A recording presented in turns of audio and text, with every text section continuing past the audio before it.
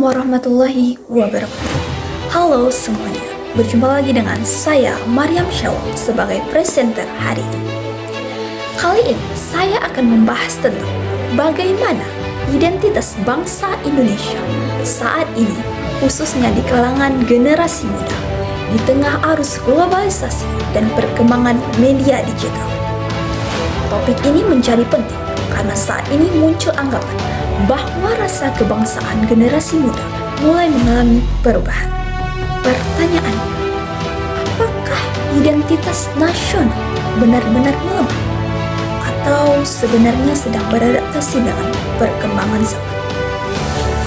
Belakangan ini sering muncul anggapan bahwa rasa kebangsaan generasi muda mulai melemah.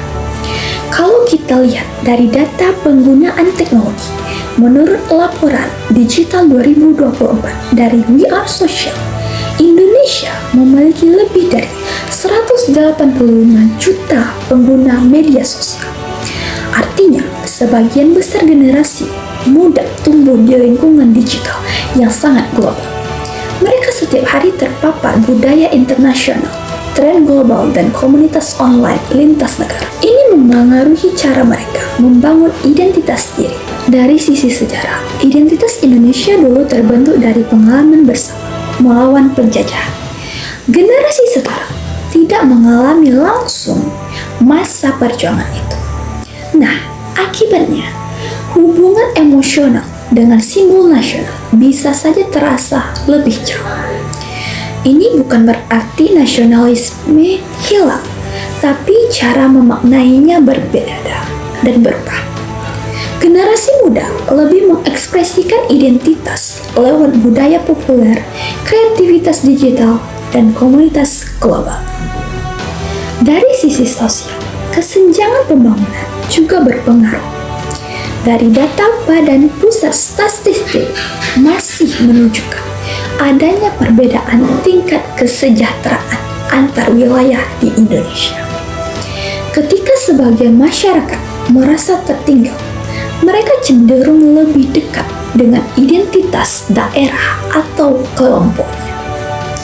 Contohnya, kritik dari beberapa wilayah timur Indonesia sering menyoroti ketimpangan infrastruktur dan akses pendidikan.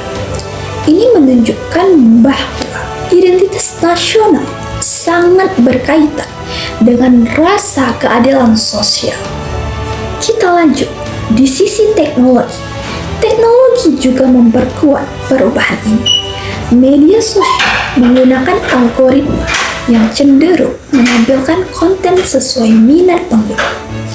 Akibatnya, banyak anak muda hidup dalam lingkaran digital yang memperkuat pandangan kelompoknya sendiri. Contoh nyatanya terlihat saat perdebatan politik atau isu sosial di media sosial sering menjadi sangat terpolarisasi. Identitas menjadi lebih terfragmentasi dan identitas nasional harus bersaing dengan identitas digital lainnya. Lalu, bagaimana dengan Pancasila dan Bhinneka Tunggal Ika? Menurut saya, Pancasila dan Bhinneka Tunggal Ika sebenarnya masih relevan sampai sekarang. Nilai-nilainya masih sangat cocok untuk Indonesia yang beragam suku, agama, dan budaya. Masalahnya bukan di konsep, tapi di kenyataan. Banyak anak-anak muda tidak merasakan keadilan dan kesetaraan secara langsung. Ketika ada kesenjangan ekonomi, diskriminasi, atau dominasi budaya tertentu, wajar kalau sebagian merasa identitas Indonesia itu jauh dari kehidupan mereka. Di era media sosial, orang juga lebih mudah merasa dekat dengan komunitas online, fandom, atau kelompok tertentu. Identitas itu terasa lebih nyata dan memberi rasa diterima. Sementara identitas kebangsaan sering hanya terdengar sebagai slogan. Dan menurut saya, Pancasila dan Bhinneka Tunggal Ika masih bisa menjadi sosial glue. Tapi harus dihidupkan dengan cara yang nyata, bukan hanya lewat kampanye. Caranya misalnya itu dengan mengurangi kesenjangan dan diskriminasi, memberi ruang yang adil untuk semua daerah dan budaya, dan mengajarkan Pancasila dengan contoh nyata, bukan hanya sekedar hafalan. Oke, menurut saya tentang kebijakan pemerintah dalam membangun identitas nasional masih cenderung sentralistik dan simbol. Karena pertama dilihat dari dalam kurikulum, seperti kurikulum Merdeka, nilai Pancasila memang dimasukkan lewat profil pelajar Pancasila. Secara konsep ini memang bagus, karena ingin membentuk karakter. Tapi prakteknya banyak sekolah yang masih sebatas proyek dan laporan saja. Dan yang kedua, kampanye nasional, seperti Bangga Buatan Indonesia. Kampanye ini mendorong masyarakat untuk membeli produk lokal. Secara ekonomi positif sih, tapi pendekatannya lebih ke konsumsi, seolah rasa nasionalisme cukup dibuktikan dengan membeli produk dalam negeri saja. Dan untuk yang ketiga, kebijakan budaya. Negara sering menampilkan budaya tertentu sebagai wajah nasional di media dan acara resmi. Akibatnya, budaya dari daerah timur atau kelompok minoritas kurang mendapat ruang yang sama. Dan ini akan menimbulkan rasa iri dan merasa ditinggalkan. Oke, di sini saya akan mengusulkan sebuah program, yaitu pertukaran budaya Nusantara. Mana ini dasar filosofisnya itu berlandaskan Pancasila dan Bhinneka Tunggal Ika sebagai persatuan yang dibangun dari saling mengenal dan menghargai perbedaan satu sama lain. Dan ini targetnya itu pelajar dan mahasiswa dari berbagai daerah. Dan untuk pelaksanaannya, ini akan dilaksanakan mungkin sekitar 1 bulan sampai 3 bulan di daerah tertentu, mengikuti kegiatan sekolah, kampus, dan kehidupan di lingkungan lokal.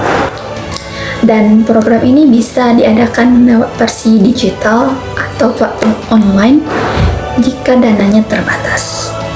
Dan untuk indikator keberhasilan, berkurangnya mungkin ini akan mengurangi diskriminasi antar sama budaya dan meningkatkan interaksi lintas budaya. Dan ini akan menunjukkan rasa bangga terhadap budaya-budaya di Indonesia nasionalnya. Identitas Indonesia nyata atau hanya image community? Dalam teori konsep bangsa sebagai image community dijelaskan oleh Benedict Anderson.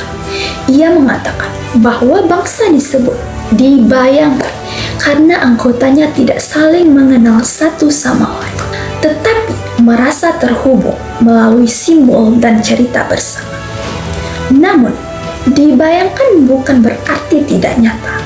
Identitas Indonesia tetap terasa nyata dalam kehidupan sehari-hari. Misalnya, lewat penggunaan bahasa Indonesia, sistem pendidikan, dan pengalaman sosial yang kita jalani bersama. Keberagaman justru menjadi kekuatan utama identitas kita. Tantangan adalah memastikan semua kelompok ataupun kalangan merasa diakui dan diperlakukan secara adil. Jadi, kalau kita lihat dari pembahasan tadi, sebenarnya yang terjadi bukan berarti generasi muda tidak cinta Indonesia. Akan tetapi, cara mereka memahami identitas itu sudah berubah. Globalisasi, media sosial, pengalaman hidup yang berbeda-beda membuat identitas jadi lebih beragam dan tidak lagi tunggal. Pancasila dan Bhinneka Tunggal Ika masih penting, tapi nilainya juga harus benar-benar terasa dalam kehidupan sehari-hari, bukan hanya jadi slogan atau hafalan. Identitas bangsa tidak bisa dipaksakan. Ia tumbuh dari rasa keadilan, dari pengalaman yang dihargai, dan dari kesempatan yang sama untuk semua. Dan mungkin yang perlu kita lakukan sekarang bukan mempertanyakan apakah identitas Indonesia masih ada. Tapi bagaimana kita merawatnya supaya tetap hidup di tengah perubahan zaman ini? Oke, sekian dari saya. Terima kasih dan sampai jumpa.